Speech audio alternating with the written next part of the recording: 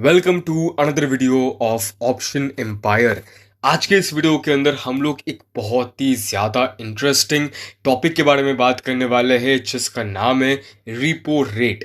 तो आज के इस वीडियो के अंदर हम लोग बात करने वाले हैं कि व्हाट इज रिपो रेट और what is reverse repo rate.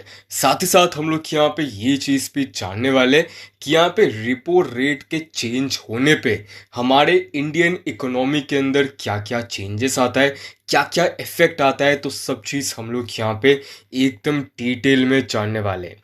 तो सबसे पहले हम लोग यहाँ पे रिपो रेट का डेफिनेशन को जान लेते हैं कि रिपो रेट होता क्या है। A repo rate is the interest rate at which the Reserve Bank of India मतलब कि RBI loans money to commercial banks।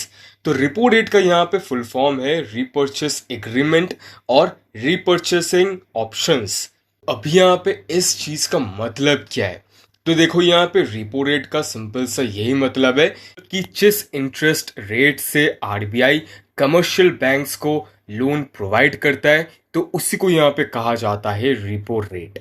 तो अभी इसमें होता क्या है कि यहाँ पे जो आरबीआई है तो वो यहाँ पे एक एग्रीमेंट कर लेता है विद अ कमर्शियल बैंक, जहाँ पे वो ये चीज़ बताता है कि तुम यहाँ पे अपना कोई भी एक क्वालिफाइड सिक्योरिटीज को जमा रखो मेरे अंडर और उसके बिहाफ में मैं तुमको यहाँ पे मनी लेंड में दूंगा, मतलब कि मनी यहाँ पे एज अ लोन में दूंगा। तो इस चीज को यहाँ पे बेसिकली किया जाता है to maintain the liquidity under volatile market condition. अभी यहाँ पे ये रिपो रेट काम कैसे करता है, तो जैसे कि मैंने आपको पहले भी ये चीज बताया, तो रिपो रेट के माध्यम से आरबीआई क्या करता है, मार्केट के अंदर जो भी यहाँ पे कैश फ्लो चल रहा है तो उसको यहाँ पे वो रेस्ट्रिक्ट कर देता है।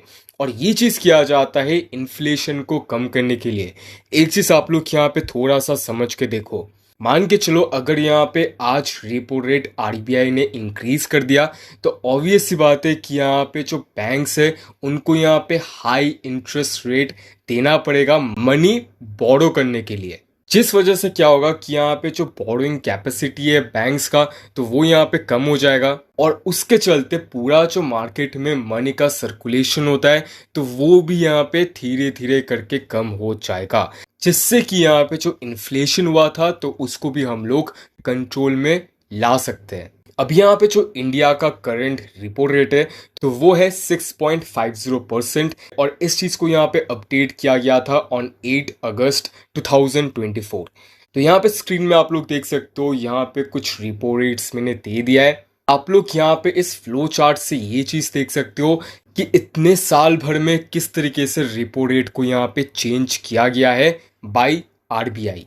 अभी हम लोग यहाँ पे थोड़ा सा बात कर लेते हैं कि यहाँ पे रिपो रेट को चेंज करने से इकोनॉमी के अंदर क्या इफेक्ट पड़ता है। तो पहला जो यहाँ पे इफेक्ट है वो है influence on interest rate.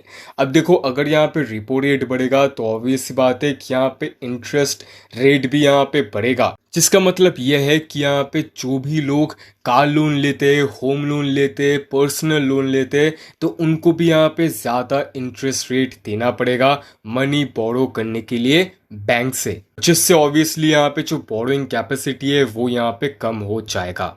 Second जो इफेक्ट है वो है कंट्रोलिंग इन्फ्लेशन। अब देखो ये चीज हमने यहाँ पे पहले भी देख लिया, अगर यहाँ पे रिपो रेट बढ़ता है तो ऑब्वियस सी बात है तो बैंक्स को भी यहाँ पे ज्यादा इंटरेस्ट रेट देना पड़ेगा मनी बोरो करने के लिए, तो उससे ऑब्वियस सी बात है कि बैंक्स का भी यहाँ पे बोरोइंग कैपेसिटी कम हो जाएगा और यहाँ पे ओवरऑल जो सर्कुलेशन होता है मनी का इन द मार्केट तो वो भी यहाँ पे कम धीरे धीरे करके होता जाएगा। थर्ड जो इंपॉर्टेंट पॉइंट है वो है इम्पैक्ट ऑन सेविंग्स।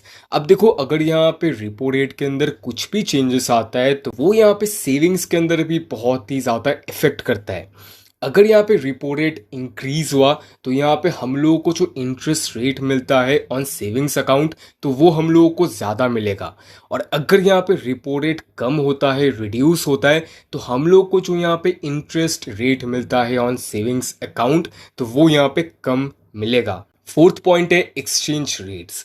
मान के चलो अगर यहाँ पे रिपो रेट इंक्रीज होता है तो यहाँ पे ऑब्वियस सी बात है कि जो फॉरेन इन्वेस्टर्स है तो उसको यहाँ पे वो चीज़ बहुत ही ज़्यादा अट्रैक्ट करेगा टू इन्वेस्ट इन इंडिया। और अगर यहाँ पे रिपो रेट कम होता है तो वो यहाँ पे फॉरेन इन्वेस्टर्स का जो इंटरेस्ट है तो उसको भी यहाँ पे कम कर देगा। Last but not the least जो कि है इन्वेस्टमेंट एंड इकोनॉमिक ग्रोथ। अब देखो अगर यहाँ पे रिपो रेट ज़्यादा रहेगा तो जो भी यहाँ पे बड़े बड़े बिजनेस है जो बहुत ज़्यादा लोन लेते हैं तो उनको भी यहाँ पे ज़्यादा पैसा दे के ही लोन लेना पड़ेगा जो कि उन सब बिजनेस के लिए बहुत ही ज़्यादा नुकसानदायी होगा। तो रिपो रेट इंक्रीज होने से बिजनेस का ग्रोथ जो है, इकोनॉमिक जो ग्रोथ होता है तो वो ऑब्वियसली हैम्पर होता है और उसमें यहाँ पे हम लोगों को डाउनफॉल देखने को मिलता है। लेकिन अगर यहाँ पे on the other hand repo rate कम होता है तो ऑब्वियस सी बात है कि जो लेंडिंग कैपेसिटी है बिजनेसेस का तो वो यहाँ पे सस्ता होगा, मतलब कि बिजनेसेस यहाँ पे ज़्यादा लोन ले पाएंगे कम इंटरेस्ट रेट देके, और जो कि यहाँ पे ग्रेजुअली एक कंट्री के इकोनॉमिक ग्रोथ को अच्छी तरीके से बूस्ट भी करेगा। तो आशा करते हैं कि आप लोगों को पूरा चीज़ यहाँ पे समझ में आ गया होगा कि रिपो रेट होता क्या है और उसका यहाँ पे क्या क्या इफेक्ट होता है इन दी इंडियन इकोनॉमी। अगर वीडियो पसंद आया है तो वीडियो को ज़रूर से यहाँ पे लाइक करके जाना और चैनल को यहाँ पे सब्सक्राइब कर लेना। ऐसे ही ऑसम कंटेंट आप लोगों को मिलता रहता है। तो मिलते हैं नेक्स्ट वीडियो पे, तब तक के लिए बाय बाय।